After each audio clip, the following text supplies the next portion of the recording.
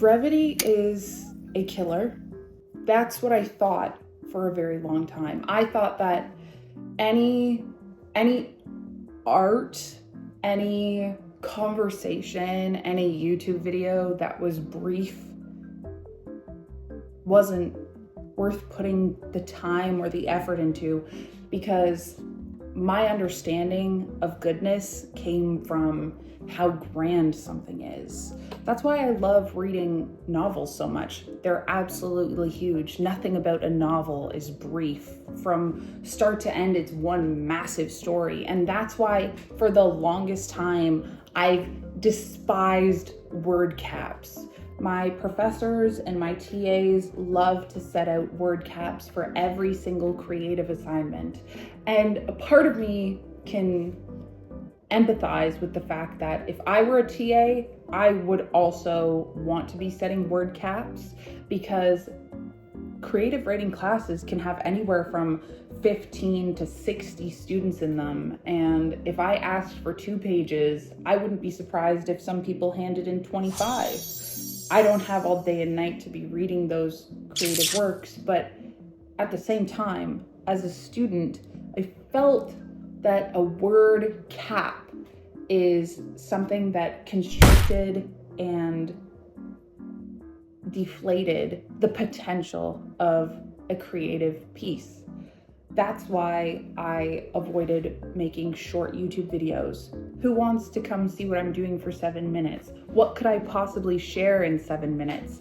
But my whole perspective on brevity and briefness and conciseness and short creative works completely changed after my most recent feedback on a creative writing assignment that I got from my creative writing teaching assistant, my TA. And I submitted this assignment, and we as a class had to write a narrative about a coming of age story, but we had to do so in under 1,000 words. And I thought, oh my God, that's literally the dumbest thing I've ever heard. Why are you capping me at 1,000 words? For those of you who can't picture what 1,000 words is, I'm gonna say for a coming of age narrative, it's not a lot. I looked at the 1,000 words and I said, I don't care, I'm going to be writing more than 1,000 words. And I did. I submitted a 1,600 word assignment with not a care in the world for how many words I went over, because I had looked at the prompt. I had felt in my heart that 1,000 words wasn't enough, and I wrote a story over 10 pages.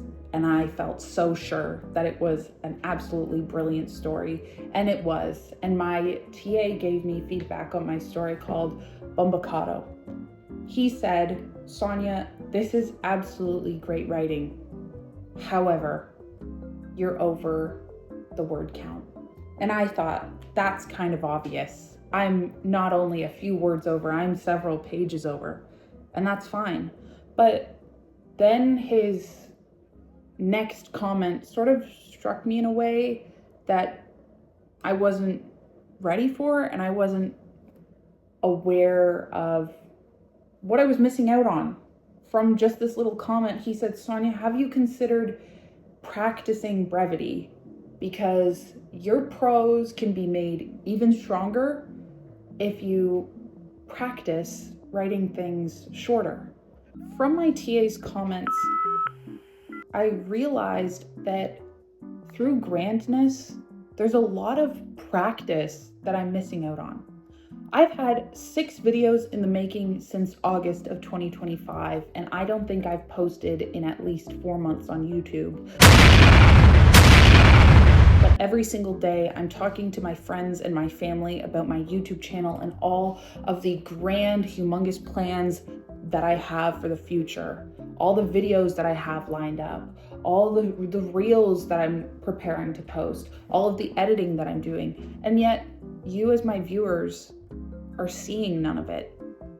You're only seeing the little bit that I'm able to put out, which in my mind is grand, but to you is actually very brief. I realize that my TA only saw those extra 600 words and didn't see the extra hours I put in editing and reshaping and reworking my Bumbacado narrative, because it was originally 3,000 words and I had to cut that bad boy down. And I realized that that's also why I'm struggling with my digital art. I straight up have started to suck at drawing. And that little comment about brevity, like, I never just do a sketch. I never just sit down at my computer and type out 500 words. I never just make a short YouTube video talking to you guys. And the reason why I'm not improving is because I'm too focused on creating a masterpiece. My Bumbacado story, I wanted it to be a huge masterpiece. My YouTube channel, I want it every single time to be a masterpiece. My art, I want it to be a masterpiece. And yet, it never is. So from those little comments, I realized that the word count is there for a reason. It's not placed by the professors and the TAs to shut students up and to slam down creative ideas and to chop up your imagination. Word counts are put in place so that you have more time to practice again and again and again. And yes, word counts are also in place so the TAs don't suffer. But I realized that it's important to adhere to the word count to some extent. Maybe 100 words over, I could see myself doing, but 600 words, 700 words, 800 words, I'm starting to take away from practicing, and I'm putting too much effort in perfecting. I'm going to be applying word counts now, I think everywhere, because word counts, word caps are really beneficial when you want to get practice in, especially with these YouTube videos that I've been trying desperately to make. I have, I think, six videos that are over 25 minutes long and at least 10 reels that I've had backed up since last summer that are just taking me ages to edit because I want them to be perfect.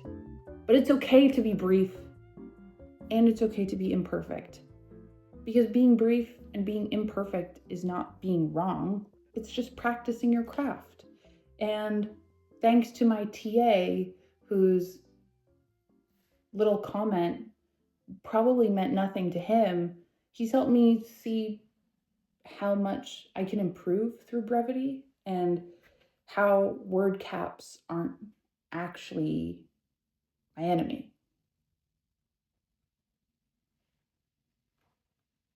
Thanks for listening. Ciao for now, Fiction Fiends.